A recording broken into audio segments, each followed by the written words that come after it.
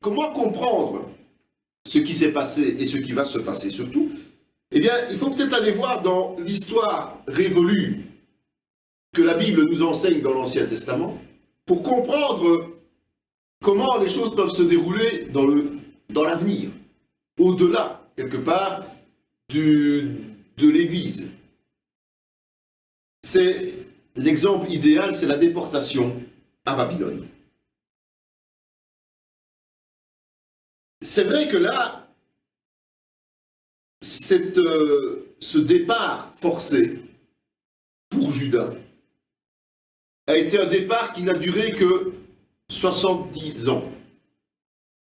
Ce n'est pas tout à fait la même chose que ce qu'on vit aujourd'hui avec Israël, mais ça donne quand même une idée. Ce que je voudrais étudier ici, c'est surtout, d'abord, pourquoi l'exil a eu lieu.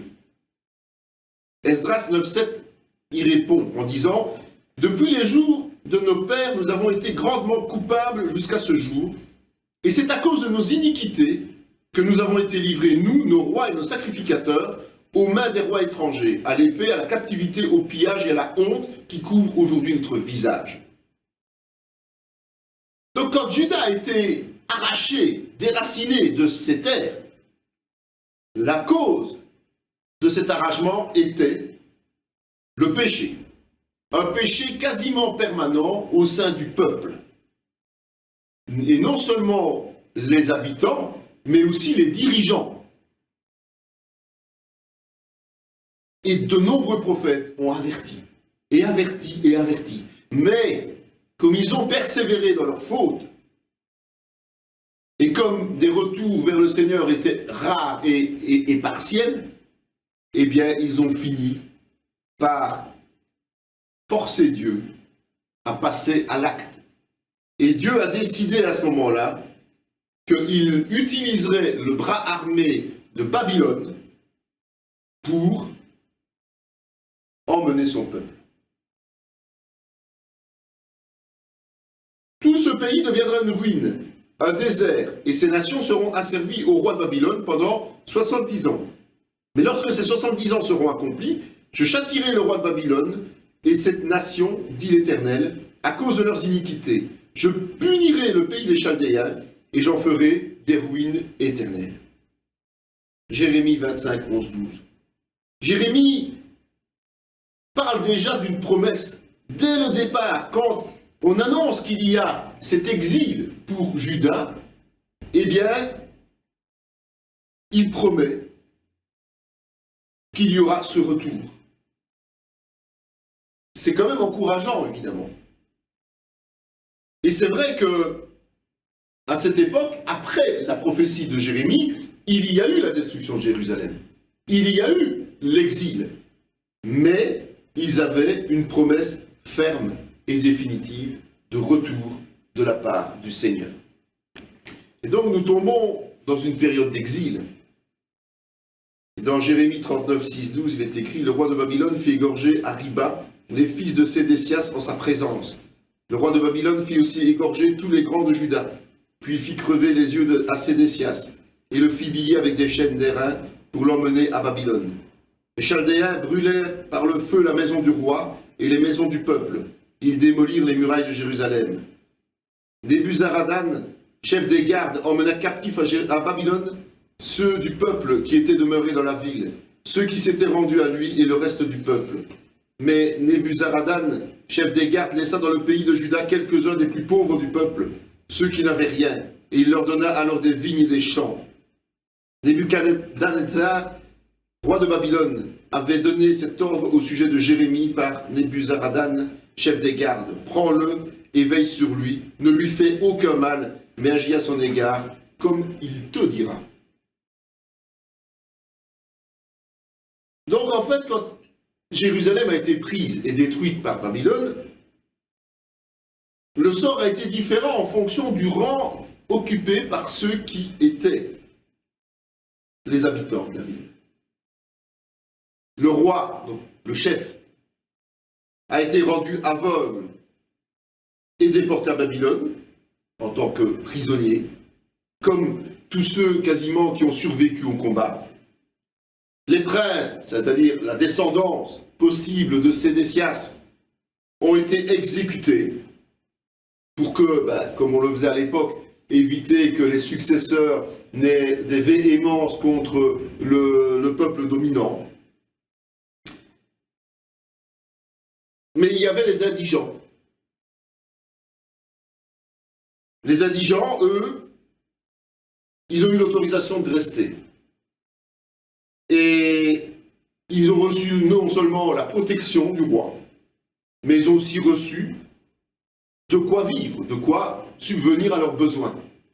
Et puis Jérémie a été protégé. Et il est même dit à la fin, agis à son égard comme il te dira. Donc, même si Juda a été déporté, il est quand même resté sur le territoire d'Israël quelques âmes, quelques personnes qui ont traversé cette période et qui ont certainement aussi, après 70, exactement le même phénomène, qui sont restés sur place. Même si le pays n'existait plus, même s'il a été appelé autrement, il y avait encore des Juifs qui étaient sur place. La première année de son règne, moi Daniel, je vis par les livres qu'il devait s'écouler 70 ans pour les ruines de Jérusalem, d'après le nombre des années dont l'Éternel avait parlé à Jérémie le prophète. Je tournai ma face vers le Seigneur Dieu, afin de recourir à la prière et aux supplications, en jeûnant et en prenant le sac et la cendre. Daniel 9, 2, 3.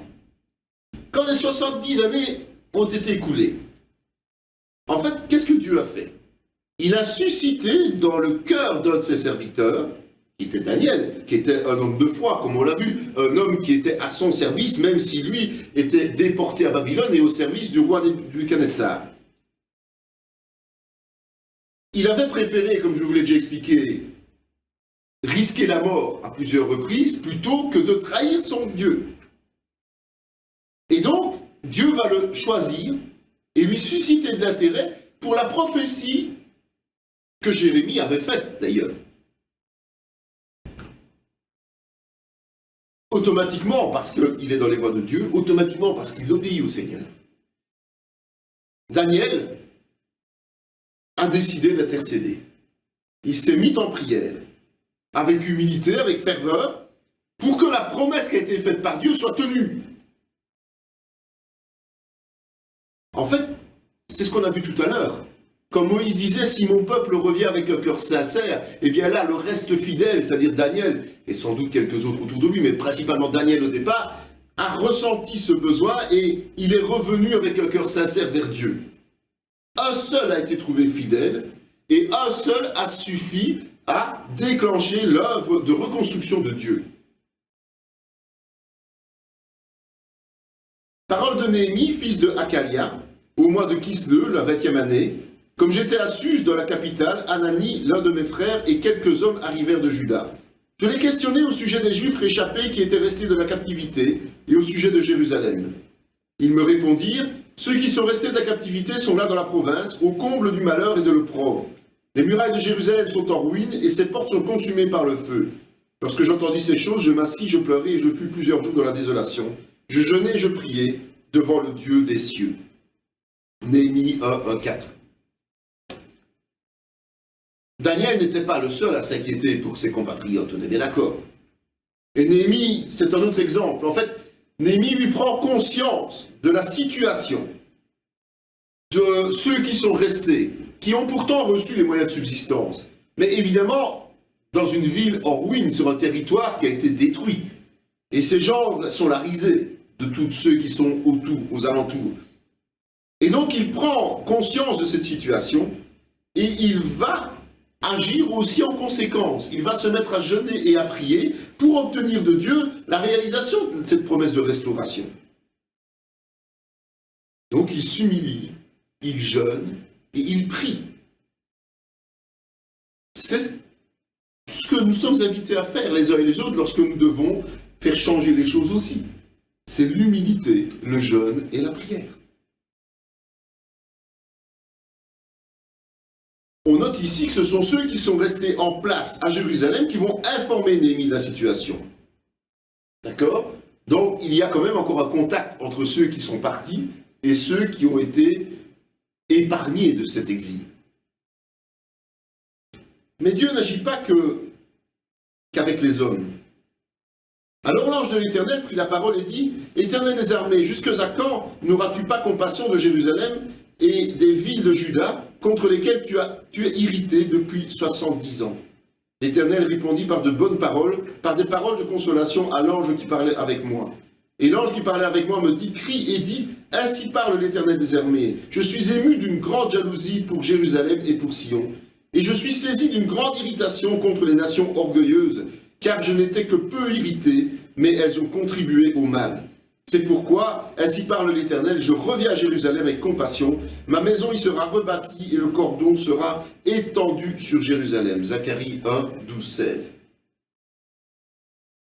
Donc, lorsque les fidèles, comme Daniel, comme Néhémie, commencent à prendre conscience que la prophétie des 70 ans est accomplie et commencent à prier, il y a un système qui va s'enclencher. Et l'ange de l'Éternel, qui est souvent comparé au Fils de Dieu, va lui aussi intercéder pour obtenir au temps convenable les grâces qui ont été promises précédemment. Et Dieu va confirmer qu'il met fin à l'exil. Dieu va confirmer qu'il met fin aux souffrances au travers de son prophète Zacharie. C'est vrai que Dieu est omnipotent et qu'il n'utilise pas seulement les croyants pour ses plans. Dieu va souvent utiliser les hommes du monde à qui il donne du pouvoir. Et même si ce sont des gens du monde, au moment où Dieu a pris la décision d'agir, eh bien, ces gens agiront en fonction de la volonté de Dieu au profit de son peuple. Ça, c'est une réalité biblique. Plusieurs des enfants d'Israël, des sacrificateurs et des Lévites, des chantres, des portiers et des Néthiniens, vinrent aussi à Jérusalem, la 7e année du roi Artaxerxès. Esdras arriva à Jérusalem au 5e mois de la 7e année du roi. Donc, c'est sous l'autorité d'un roi païen, Artaxerxès, qu'une première vague de juifs va retourner en terre promise. Et la mission de ces juifs-là, c'est de remettre en place le culte à l'Éternel. La première année de Cyrus, roi de Perse, afin que s'accomplisse la parole de l'Éternel prononcée par la bouche de Jérémie, l'Éternel réveilla l'esprit de Cyrus, roi de Perse, qui fit faire de vive voix et par écrit cette publication dans tout son royaume. Ainsi parle Cyrus, roi des Perses, l'Éternel, le Dieu des cieux, m'a donné tous les royaumes de la terre, et il m'a commandé de lui bâtir une maison à Jérusalem en Juda. Qui d'entre vous est de son peuple? Que son Dieu soit avec lui et qu'il monte à Jérusalem en Juda et bâtisse la maison de l'Éternel, le Dieu d'Israël, c'est le Dieu qui est à Jérusalem. C'est une deuxième vague de retour. Donc le retour des Juifs ne s'est pas fait en une seule fois, mais il y a eu plusieurs vagues. Et ceci, c'est la seconde vague qui est la plus conséquente. C'est le ministère de Néhémie, c'est vrai, mais c'est sous l'autorité de Cyrus de nouveau, un roi païen. Et ce que ce roi païen a ordonné, c'est de restaurer la ville de Jérusalem dans son ensemble. Donc on a vu qu'il fallait faire le culte, maintenant c'est pour restaurer la ville de Jérusalem. Et le roi me dit, que demandes-tu? Je priai le Dieu des cieux, et je répondis au roi, si le roi le trouve bon, et si ton serviteur lui est agréable, envoie-moi en Juda vers la ville des sépulcres de mes pères, pour que je la rebâtisse. Néhémie 2, 4, 5. Les bonnes intentions et les prières ne suffisent pas toujours, évidemment. Il faut que l'homme agisse. Dieu va utiliser les hommes pour réaliser ses plans. Et c'est Néhémie, par la foi, par le discernement aussi, qui va obtenir personnellement les bonnes grâces du roi de Babylone pour enclencher ce retour effectif et cette reconstruction de Jérusalem. Dans la même année, au commencement du règne de Sédécias, roi de Juda, le 5e mois de la 4e année, Anania, fils d'Azur, prophète de Gabaon, me dit dans la maison de l'Éternel, en présence des sacrificateurs et de tout le peuple, ainsi parle l'Éternel des armées, le Dieu d'Israël, je brise le joug du roi de Babylone. Encore 2 années, et je fais revenir dans ce lieu tous les ustensiles de la maison d'Éternel que Nebuchadnezzar, roi de Babylone, a enlevés de ce lieu et qu'il a emporté à Babylone. Et je ferai revenir dans ce lieu dit l'Éternel, Jéconia, fils de Joachim, roi de Juda, et tous les captifs de Juda qui sont allés à Babylone, car je briserai le joug du roi de Babylone. Jérémie 28, 1 à 4. Et Jérémie le prophète dit à Anania le prophète, écoute Anania, l'Éternel ne t'a point envoyé, et tu inspires à ce peuple une fausse confiance. C'est pourquoi, ainsi parle l'Éternel, voici, je te chasse de la terre, tu mourras cette année, car tes paroles sont une révolte contre l'Éternel. Jérémie 28, 15, 16. Chaque fois qu'il y a une situation dramatique, certains ont tendance à prendre leurs rêves pour des réalités, et le but en fait est de plaire au plus grand nombre pour recevoir leur approbation, et les intérêts qui y sont liés, évidemment. Anania, quand on lit ces passages, c'est très clair, est un faux prophète. Parce que, tout simplement, à la place de se conformer à ce que Dieu a dit, c'est-à-dire qu'il y aurait 70 années d'exil, il prétend que le joug ne durera que 2 ans. Jérémie, lui, est trouvé fidèle. Et il ne va pas hésiter à paraître impopulaire, évidemment. Quand vous dites aux gens, vous êtes exilés et vous en avez pour plus d'une génération, évidemment, beaucoup vont se dire, on ne reverra jamais notre pays. Ce sont les générations futures qui verront le pays. Mais Jérémie le sait, il le dit comme tel, quitte à prendre un risque pour sa propre vie. Parce que la vérité vient de Dieu. Et il n'hésite pas à rappeler à l'ordre ce prophète qui, lui, promet monts et merveilles. Voici ceux de la province qui revinrent de l'exil, ceux que Nebuchadnezzar, roi de Babylone, avait emmenés captifs à Babylone, et qui retournèrent à Jérusalem et en Juda, chacun dans sa ville. Ils partirent avec Zorobabel, Josué, Néhémie, Seraja, Réélaja, Mardoché, Bilshan, Mispar, Bigvaï, Rehum, Baana, nombre des hommes du peuple d'Israël. C'est Esdras 2, 1, 2 et Néhémie 7, 6, 7 reprend quasiment le même verset. En fait, c'est au temps de Dieu, évidemment, que les choses se passent. C'est pas quand l'homme a décidé, c'est quand Dieu a décidé. Et quand Dieu promet que ça durera 70 ans, ça ne va pas durer 69 ans ou 71 ans. Ça dure 70 ans. Et donc, la fin de la période d'exil arrive après 70 ans. Et on constate quand même quelque chose de particulier. C'est que on va dénombrer toute une liste de gens.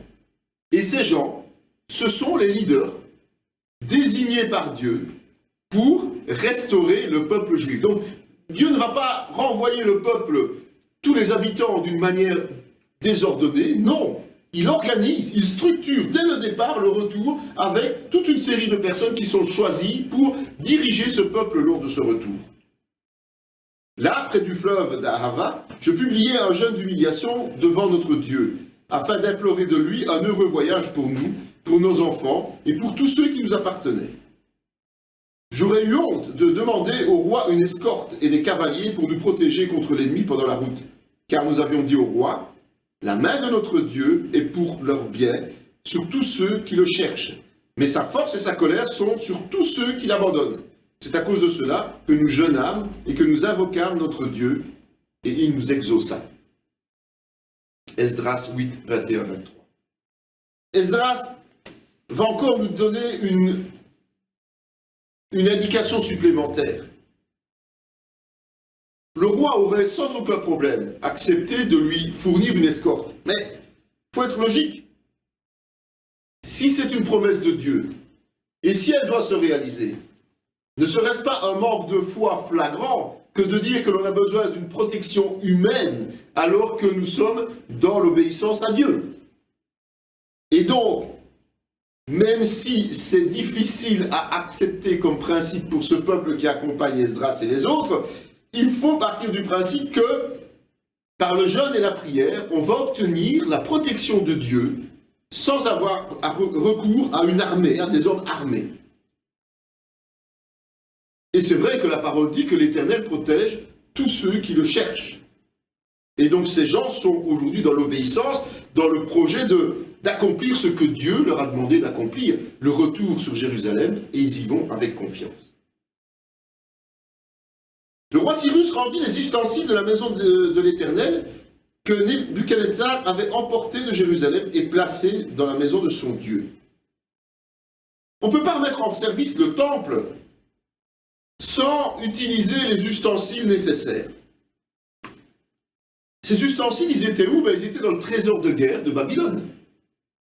Et les successeurs, dont Cyrus ici, ont décidé de restituer cela à Esdras. On ne peut pas faire le culte du Seigneur avec d'autres objets que ceux qui ont été choisis et fabriqués spécifiquement selon les règles de Dieu. Le 7e mois arriva et les enfants d'Israël étaient dans leur ville. Alors le peuple s'assembla comme un seul homme à Jérusalem. Josué, fils de Jotsadak, avec ses frères, les sacrificateurs, et Zorobabel, fils de Shealtel, avec ses frères, se levèrent et bâtirent l'autel du Dieu d'Israël pour y offrir des holocaustes, selon ce qui est écrit dans la loi de Moïse, homme de Dieu. Ils rétablirent l'autel sur ses fondements, quoiqu'ils eussent à craindre les peuples du pays, ils y offrirent les holocaustes à l'Éternel, les holocaustes du matin et du soir. Ils célébrèrent la fête des tabernacles, comme il est écrit. Ils offrirent jour par jour des holocaustes selon le nombre donné pour chaque jour. Après cela, ils offrirent l'holocauste perpétuel, les holocaustes de nouvelle lune et de toutes les solennités consacrées à l'Éternel, et ceux de quiconque faisait des offrandes volontaires à l'Éternel. Dès le premier jour du 7e mois, ils commencèrent à offrir à l'Éternel des holocaustes. Cependant, les fondements du temple de l'Éternel n'étaient pas encore posés. Donc, quand le peuple juif revient, la priorité est de glorifier Dieu. Avant toute autre chose, il faut glorifier Dieu. Et donc, même le temple n'est pas reconstruit, mais l'autel est dressé et les offices reprennent de manière permanente. Donc, ils sont allés chercher tous les sacrifices qui avaient lieu, ils les ont mis en place, ils les ont mis en forme, avant toute autre chose. C'est normal, Dieu à la première place.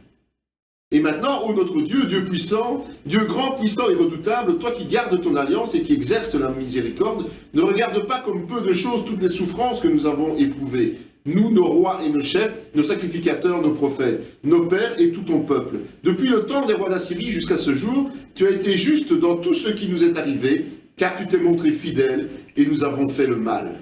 Néhémie 9, 32-33. On offrit ce jour-là de nombreux sacrifices et on se livra aux réjouissances, car Dieu avait donné au peuple un grand sujet de joie. Les femmes et les enfants se réjouirent aussi, et les cris de joie de Jérusalem furent entendus au loin. Néhémie 12, 43. Israël a maintenant cette vie, il a envie d'honorer Dieu, et cet honneur passe par les offrandes et les sacrifices, et donc on a dû rétablir les sacrificateurs, et tout ce qui concerne le sacrifice perpétuel, donc tout est en place. Voici ceux qui partirent de Tel Mélan, de Tel Archa et de Kérub Adon et d'Imer, et qui ne purent pas faire connaître leur maison paternelle et leur race pour prouver qu'ils étaient d'Israël. Les fils de Nélaja, les fils de Tobija, les fils de Nekoda, 642. Et puis il y a toute une série de gens comme ça qui sont mis un peu à part. On les exclut du sacerdoce et le gouverneur leur dit de ne pas manger des choses très saintes jusqu'à ce qu'un sacrificateur eût consulté l'Urim et le Tumim. En fait, le sacerdoce est quelque chose de sacré au niveau du peuple juif. Et on ne peut pas accéder au rang de sacrificateur si on ne peut pas prouver sa filiation avec les Lévites. Et il faut en fait que, pour servir au temple, faire partie de la lignée d'Aaron, le frère de Moïse. Alors ceux qui ne savent pas prouver, ils ne sont pas chassés d'Israël évidemment, mais ils sont privés de service, ils sont privés des privilèges de la fonction, jusqu'à ce que Dieu rende un verdict au travers d'un des prêtres. Et c'est le fameux Urim et Tumim, c'est une sorte de tirage au sort, restons bien relatifs quand nous disons ça, c'est-à-dire que les sacrificateurs, on n'en a pas la trace exacte, on ne sait pas exactement ce que c'était, mais en tout cas, interrogeaient Dieu, et il y avait une réponse qui sortait de oui ou non, quelque part. Et il l'interrogeait par une sorte de tirage au sort, en quelque sorte. Mais c'était des sacrificateurs qui le faisaient dans des conditions très précises pour obtenir la voix du Seigneur. Donc on a vu que ce retour va d'abord engendrer quelque chose de particulier, c'est glorification de Dieu au travers de tout le sacerdoce sacré. Et puis après, on va commencer à construire ou à reconstruire la maison de l'Éternel, le temple. Plusieurs des chefs de famille, à leur arrivée vers la maison de l'Éternel à Jérusalem, firent des offrandes volontaires pour la maison de Dieu, afin qu'on la bâtisse sur le lieu où elle avait été. Esdras 2,68. Donc, les premières offrandes volontaires qui vont arriver de la part du peuple qui revient dans ce pays, c'est pour construire le temple. La seconde année, depuis leur arrivée à la maison de Dieu à Jérusalem, au second mois, Zorobabel, fils de Shealtiel, Josué, fils de Jotsadak, avec le reste de leurs frères, les sacrificateurs et les Lévites, et tous ceux qui étaient revenus de la captivité à Jérusalem, se mirent à l'œuvre et chargèrent les Lévites de 20 ans et au-dessus de surveiller les travaux de la maison d'Éternel. Et Josué avec ses fils et ses frères, Kadmiel avec ses fils, fils de Juda, les fils de Henadad, avec leurs fils et leurs frères, les Lévites, se préparèrent tous ensemble à surveiller ceux qui travaillaient à la maison de Dieu. Esdras 3, 8, 9. C'est seulement à la deuxième année du retour, donc ça a quand même un laps de temps, plus d'un an après la mise en place des sacrifices, qu'on va reprendre la construction du temple. C'est vrai que pour sacrifier, il faut un autel. Un autel, ça se fabrique facilement, ça va vite. Mais pour que Dieu vienne habiter au milieu de son peuple, il faut reconstruire le temple. Les ennemis de Juda et de Benjamin apprirent que les fils de la captivité bâtissaient un temple à l'Éternel, le Dieu d'Israël. Ils vinrent auprès de Zorobabel et les chefs de famille et leur dirent: nous bâtirons avec vous, car comme vous, nous invoquons votre Dieu et nous lui offrons des sacrifices depuis le temps d'Ésar-Hadon, roi d'Assyrie, qui nous a fait monter ici. Mais Zorobabel, Josué et les autres chefs des familles d'Israël leur répondirent: ce n'est pas à vous et à nous de bâtir la maison de notre Dieu. Nous la bâtirons nous seuls à l'Éternel, le Dieu d'Israël, comme nous l'a ordonné le roi Cyrus, roi de Perse. Alors les gens du pays découragèrent le peuple de Juda, ils l'intimidèrent pour l'empêcher de bâtir, et ils gagnèrent à prix d'argent des conseillers pour faire échouer son entreprise. Il en fut ainsi pendant toute la vie de Cyrus, roi de Perse, et jusqu'au règne de Darius, roi de Perse. Esdras 4.5. En fait, le temple est quelque chose de marquant, évidemment. Les gens qui habitent les environs, les nations qui sont là et qui ont été aussi des nations déplacées. Ceux qui, du temps de Jésus, habitaient la Samarie. D'accord? Ceux-là, pour eux, c'est un signe important que de voir le temple de Jérusalem reconstruit. Et pour eux, si ce temple est reconstruit, cela veut dire que plus rien ne va arrêter les Juifs dans leur reconquête du territoire. Et donc, ils vont essayer d'abord de s'immiscer dans la construction. Leur but, c'est quoi? C'est de souiller cette construction. Pourquoi? Parce qu'on l'a vu, le temple, le Saint des Saints, doit accueillir Dieu. Si le Saint des Saints est souillé, Dieu ne viendra pas. Ils ne sont pas bêtes, ils ont servi ce Dieu à leur manière, c'est vrai, mais ils savent en quoi consiste le temple et le Saint des Saints. Et donc, ils veulent d'abord le souiller. Et parce que Zorobabel, qui a le discernement, il faut dire qu'ils reviennent, ils sont dans les voies du Seigneur, ils reviennent sur le territoire, Zorobabel s'y oppose. Et puisqu'il s'y oppose, tout est mis en place pour freiner le projet. Et donc, du temps de Cyrus, plus rien ne se fait. Que le roi sache que les Juifs, partis de chez toi et arrivés parmi nous à Jérusalem, rebâtissent la ville rebelle et méchante, et relèvent les murs et en restaurent les fondements. Que le roi sache donc que si cette ville est rebâtie et si ses murs sont relevés, ils ne paieront ni tribut, ni impôt, ni droit de passage, et que le trésor royal en souffrira. Or, comme nous mangeons le sel du palais, et qu'il ne nous paraît pas convenable de voir mépriser le roi, nous envoyons au roi ces informations. Qu'on fasse des recherches dans le livre des mémoires de tes pères, et tu trouveras et verras dans le livre des mémoires que cette ville est une ville rebelle, funeste au roi et aux provinces, et qu'on s'y est livré à la révolte dès les temps anciens. C'est pourquoi cette ville a été détruite. Nous faisons savoir au roi que si cette ville est rebâtie et si ses murs sont relevés, par cela même, tu n'auras plus de possession de ce côté du fleuve. On essaye de freiner, en essayant de souiller, on essaie d'intimider. Et puis après, on va un peu plus loin encore. Et on va essayer de jouer sur la corde sensible de tout roi dominant, l'argent. Si ça se passe comme ça, eh bien tu vas perdre des fortunes. Qu'est-ce qui empêcherait Juda de redevenir une nation indépendante, autonome, si elle est de nouveau protégée par des hautes murailles? Le roi perdrait son influence et perdrait ses impôts. Et donc, ceux qui accusent ne vont pas seulement parler de la reconstruction du temple, parce que quelque part ça va moins parler au roi que des murailles de la ville, qui ne sont pas encore en cours de reconstruction. C'est un mensonge quelque part, mais ils anticipent sur le futur. Aussitôt que la copie de la lettre du roi Artaxerxès eut été lue devant Réhum, Shimshai, le secrétaire et leurs collègues, ils allèrent en hâte à Jérusalem vers les Juifs et firent cesser leurs travaux par violence et par force. Alors s'arrêta l'ouvrage de la maison de Dieu à Jérusalem, et il fut interrompu jusqu'à la seconde année du règne de Darius, roi de Perse.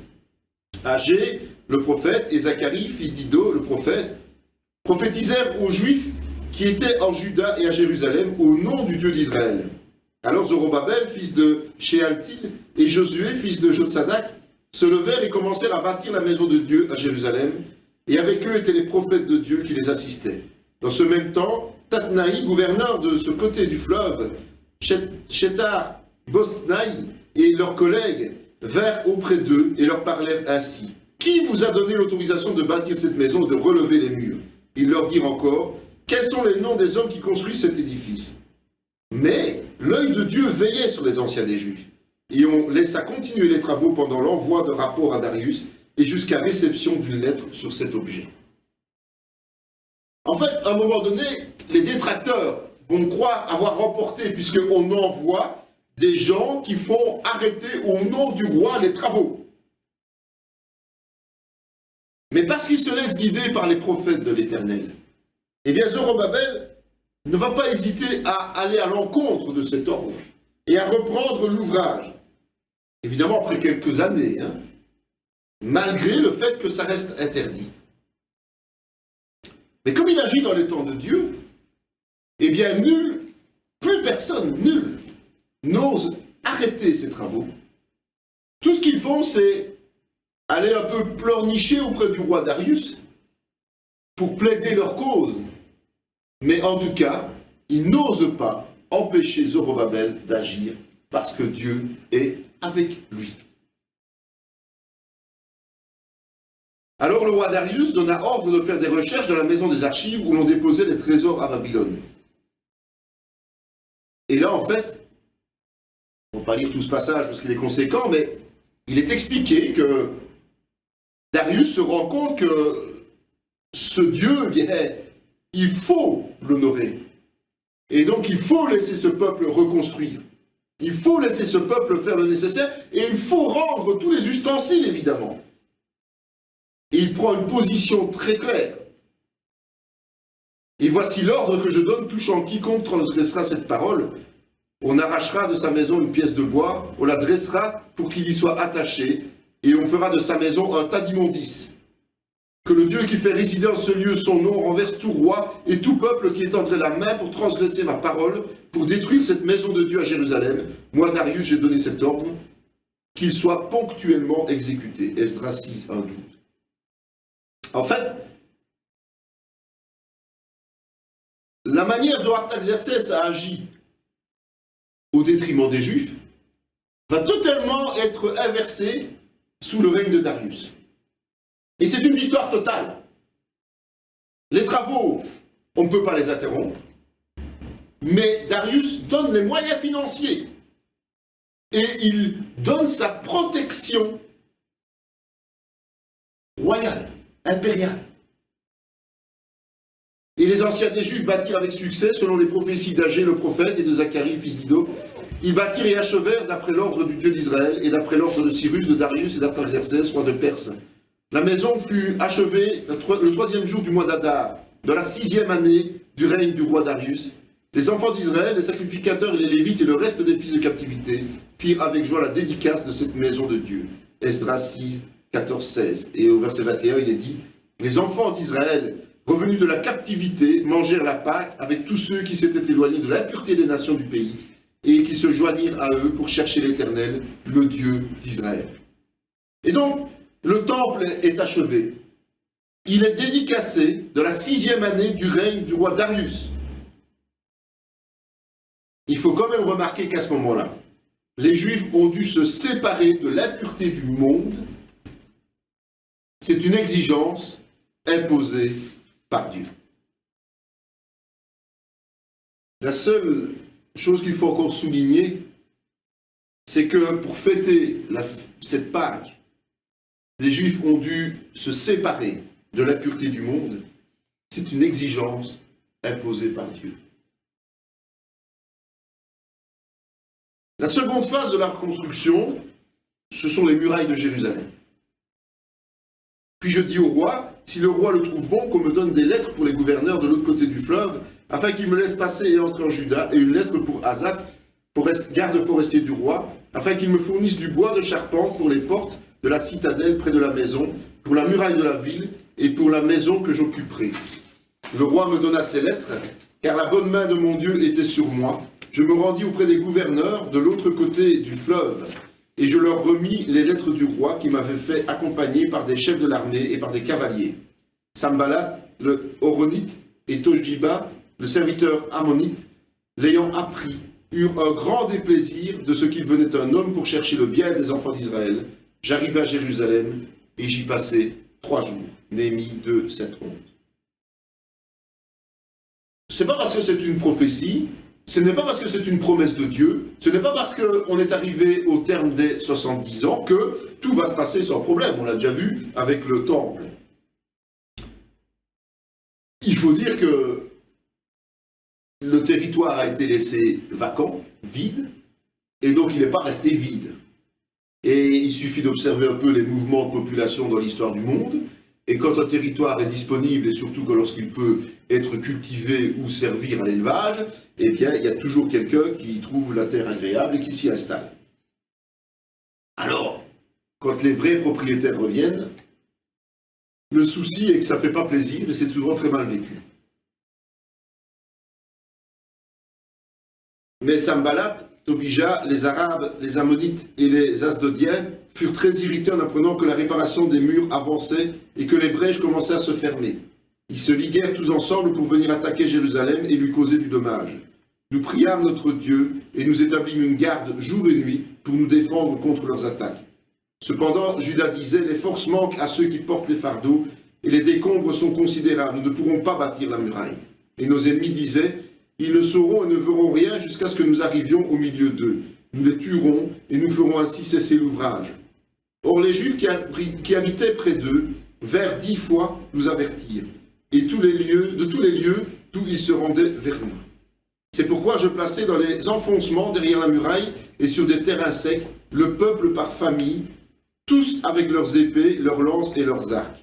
Je regardai et m'étant levé, je dis aux grands, aux magistrats et au reste du peuple, ne les craignez pas. Souvenez-vous du Seigneur, grand et redoutable, et combattez pour vos frères, pour vos fils et pour vos filles, et vos femmes, et pour vos maisons.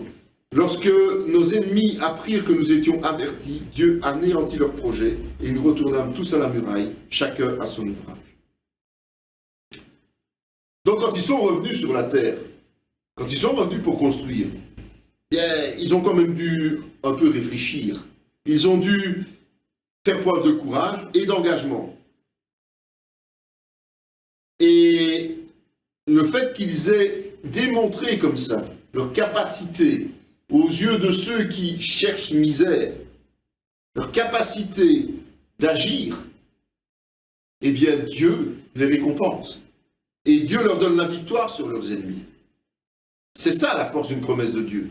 C'est qu'il l'accomplit toujours. Si les hommes remplissent les conditions qu'il demande. Les chefs du peuple s'établirent à Jérusalem, le reste du peuple tira au sort pour qu'1 sur 10 vint habiter Jérusalem, la ville sainte, et que les autres demeurassent dans les villes. Le peuple bénit tous ceux qui consentirent volontairement à résider à Jérusalem. Donc, non seulement on revient à Jérusalem, non seulement on va construire Jérusalem, mais on va aussi réoccuper le territoire. Hein. Et c'est pour ça qu'il faut que des gens habitent la ville, mais qu'il faut aussi que les autres habitent en dehors de la ville. Et que chacun reste sur son territoire et puisse défendre son territoire. Donc on a vu, on revient au sacrifice, on construit le temple, on reconstruit les murailles, et maintenant, il va falloir veiller à servir Dieu de façon correcte, non seulement au travers des sacrifices, mais aussi en remettant au goût du jour la loi. Il faut rappeler aux gens la loi, il faut l'enseigner. Faisons maintenant une alliance avec notre Dieu pour le renvoi de toutes ces femmes et de tous leurs enfants, selon l'avis de mon Seigneur et de ceux qui tremblent devant les commandements de notre Dieu. Et que l'on agisse d'après la loi. Lève-toi, car cette affaire te regarde. Nous serons avec toi. Prends courage et agis. Esdras se leva et fit jurer au chef des sacrificateurs des Lévites, tout Israël, de faire ce qui venait d'être dit. Et ils le jurèrent. Alors tout le peuple s'assembla comme un seul homme sur la place qui est devant la porte des eaux.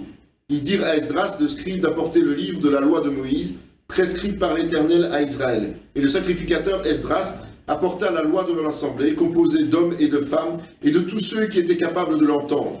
C'était le premier jour du 7e mois. Esdras lut dans le livre depuis le matin jusqu'au milieu du jour, sur la place qui est devant la porte des eaux, en présence des hommes et des femmes, et de ceux qui étaient capables de l'entendre.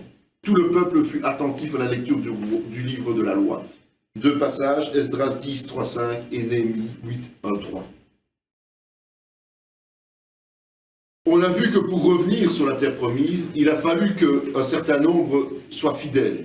On a vu que le peuple a dû se tourner à nouveau vers Dieu. Maintenant, le retour, pour qu'il soit complet, doit être inscrit dans l'obéissance parfaite.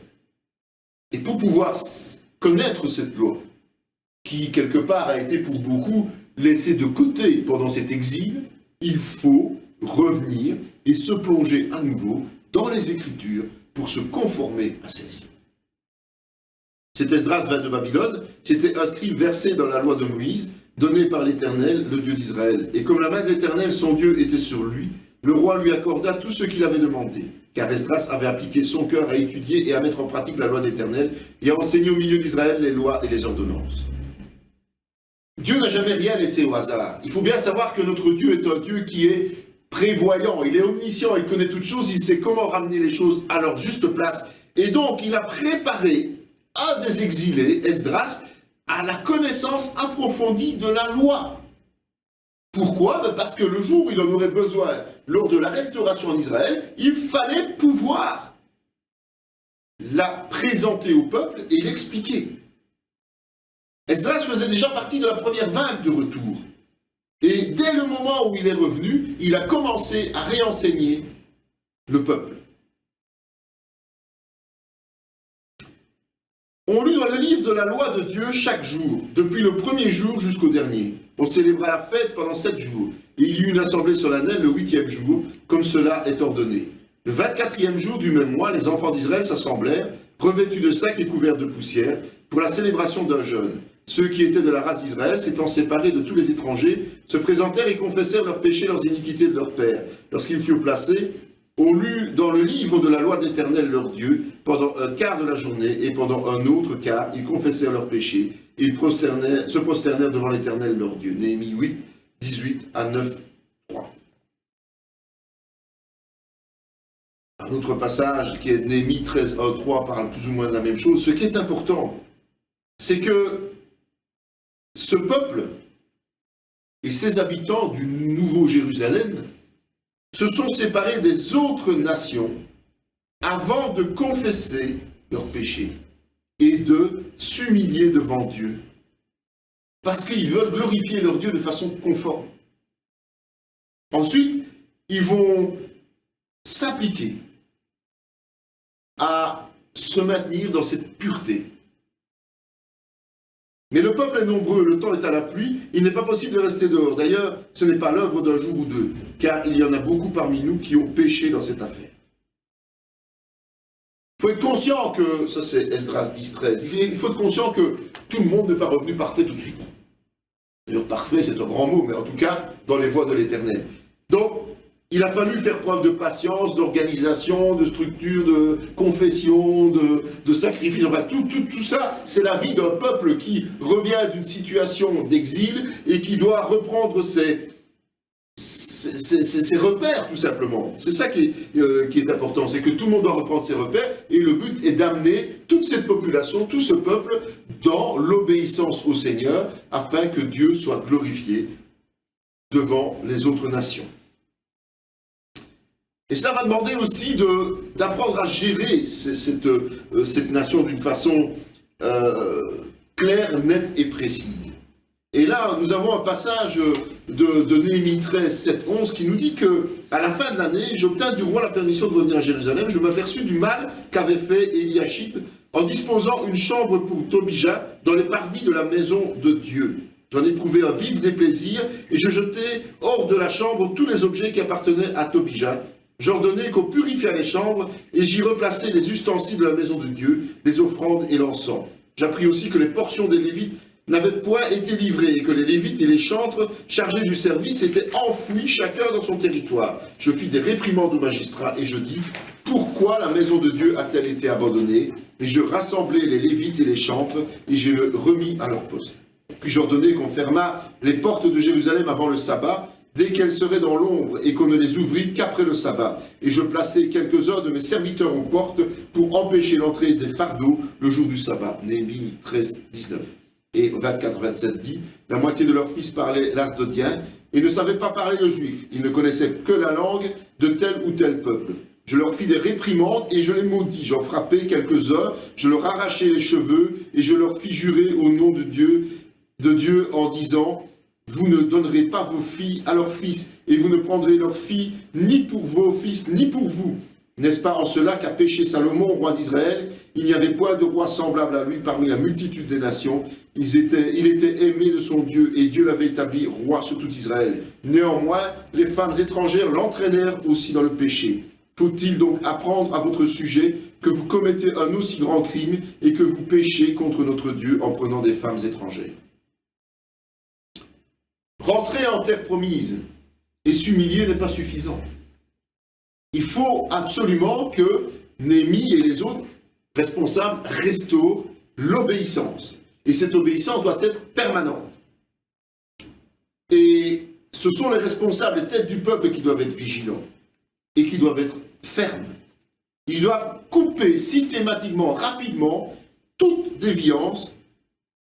Une déviance, c'est quelque chose qui ne respecte pas les prescrits de Dieu. Si nous prenons la peine de comparer toutes ces étapes avec celles qui vont suivre la mort et la résurrection de Christ jusqu'à aujourd'hui, il faut bien constater qu'il y a plus que des coïncidences. Et au travers de ce qui s'est passé à Babylone, eh bien, Dieu a placé un certain nombre de repères ou de bornes pour nous montrer les différents stades par lesquels les Juifs d'aujourd'hui sont passés et les stades où ils vont encore passer avant le retour définitif en terre promise, dans la plénitude de la bénédiction de l'Éternel.